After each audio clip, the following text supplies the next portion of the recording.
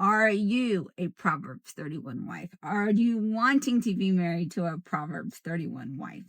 Well, you might have a certain idea in your mind of what that looks like. And it was very enlightening to me after I read the entire passage exactly what that looked like, because it was very different than just that one little verse. First of all, what is Proverbs? Well, Proverbs is a book in the Old Testament, and it's a collection of simple truths and sayings. And the majority of Proverbs is actually written or ascribed by King Solomon. And King Solomon is known for being the wisest man. And that's the blessing that God gave him. The very last chapter, the one we're going to be looking in today, this Proverbs 31, it's actually written as the utterances from King Lemuel, which is kind of weird because there's no reference to who's this King Lemuel. And these words weren't actually written from King Lemuel himself, but rather as words of wisdom that his mother was trying to bestow upon him as the king. And so with that history, let's go ahead and kind of break down what exactly is a Proverbs 31:10 wife.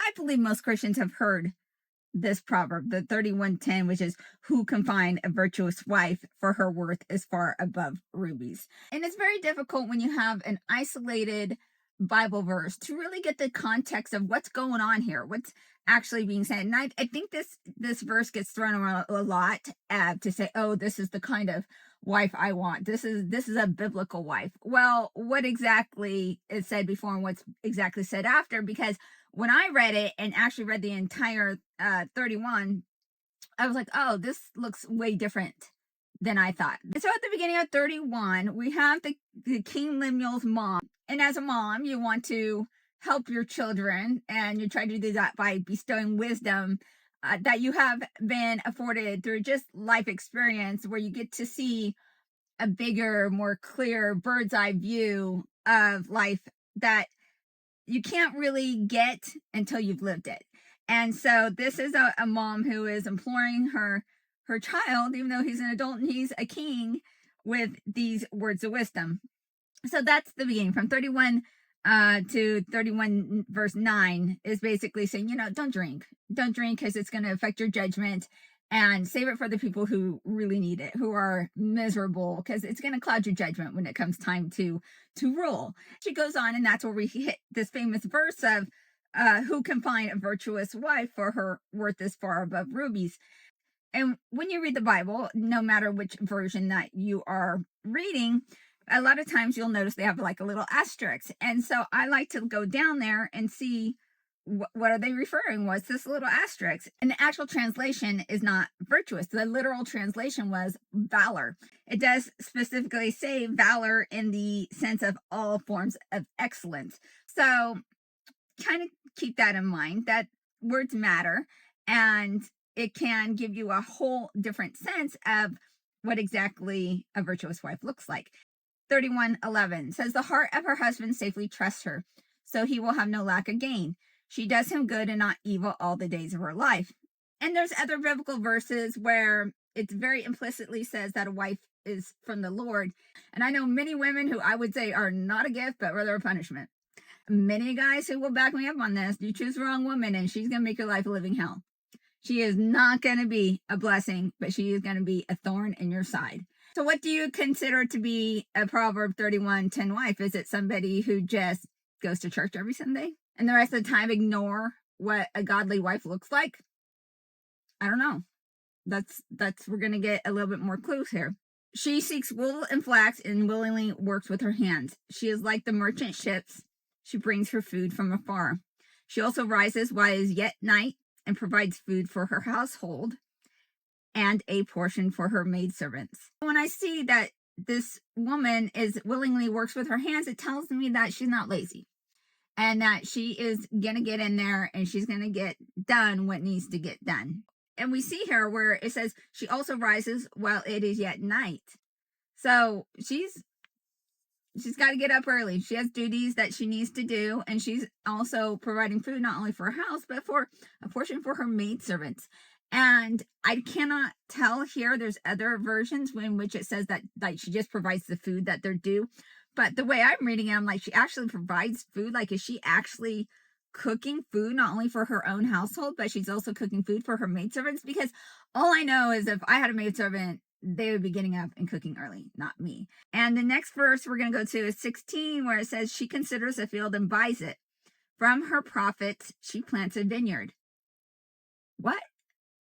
Are we talking about the same time that women are oppressed, rule underneath the patriarchy, and yet she has the ability to consider a field? She's going out, she's looking at different plots of land and buys it.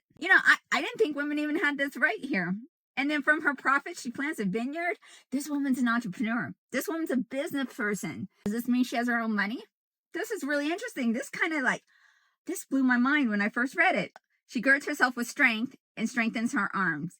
She perceives that her merchandise is good and her lamp does not go out by night. Okay, does this woman ever sleep? All right, let's continue on. She stretches out her hand to the distaff and her hands hold the spindle. So when she had gathered up the flax and the wool, those were the primary ingredients in which she's now going to be using on this particular thing to make tapestry and things that coming up. She extends her hand to the poor. Yes, she reaches out her hands to the needy. She is a generous woman. She's not afraid of snow for her household, for all her household is clothed with scarlet. She makes tapestry for herself. Her clothing is fine linen and purple. It's a color in the Bible typically of people who are of a higher class or nobility. And her husband is known in the gates when he sits among the elders of the land. She makes linen garments and sells them. Once again, not only does she have a vineyard in which she has profits, she also has another source of income. Strength and honor are her clothing. She shall rejoice in time to come. She opens her mouth with wisdom, and on her tongue is the law of kindness. I love that this is speaking to her heart. She watches over the ways of her household and does not eat the bread of idleness. Why is the bread of idleness such a problem? Well, it's because bored women create drama. Here we have the mom who is telling her son, who is the king, son, when you are looking for a wife, these are the things you're going to look for. She knows that those things that she's laying out here is going to provide for the character of a woman that is going to be a blessing for her husband and not a thorn in his side. Her children rise up and call her blessed. Her husband also, and he praises her. Quote, many daughters have done well, but you excel them all. The quotes kind of get me because I'm like, does that mean that this is how he would praise her? This is what he would say? Many daughters have done well, but you excel them all. I think it's an example of the type of praise that he could extend to his wife. That's the only thing that makes sense to me here. Charm is deceitful and beauty is passing, but a woman who fears the Lord, she shall be praised. Give her the fruit of her hands and let her own works praise her in the gates. Charm is deceitful and beauty is passing. This is something that gets you guys. You got to have the attraction. You got to have that chemistry because that's what actually drives you there. But you can't overlook all the other stuff. This whole chapter wants to really ensure that you are getting a woman of substance. Not just a woman who's beautiful and charming, no matter how beautiful she is right now, no matter how great the sex is right now. If you don't have the other things, your life are going to be miserable. And you're going to select for the wrong criteria. You're going to select for criteria and beauty, which is fading and fleeting, instead of those attributes and those traits that stand the test of time. And let me tell you why, like, this entire chapter kind of blew my mind. First, I kind of had an idea of what women's roles looked like back in the day. And obviously I had it wrong. Maybe history has it wrong. Maybe, we're being sold that women were highly oppressed back in the day. And I'm not seeing this here. And I think that made me feel better because I've always been very business oriented. I often internally struggled because I thought that my love of business, that there was something wrong with me and that I should be just, satisfied with being a stay-at-home mom, or, that should be enough to fulfill me.